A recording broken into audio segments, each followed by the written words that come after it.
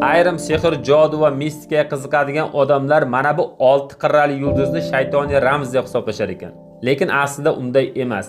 Bu yulduz Dovud yulduzi deb ataladi va 1948-yildan boshlab Isroil davlatining bayrog'iga muhrlangan va hozirgacha yagona mana shu yulduz mavjud bo'lgan bayroq hisoblanadi. Mana bu siz ko'rib turgan yulduz esa pentagramma deb ataladi. 5 qirrali yulduz. Bu yulduzni ham ko'pchilik shaytoniy ramz deb hisoblaydi, lekin aslida bu ham noto'g'ri. Bu yulduz esa Marokash davlatining bayrog'ida muhrlangan. Bunda bir simvolik ma'no bor. Ya'ni bu 5 qirrali yulduz tuproq, olov, yer, suv, havo hamda ruhni bildiradi.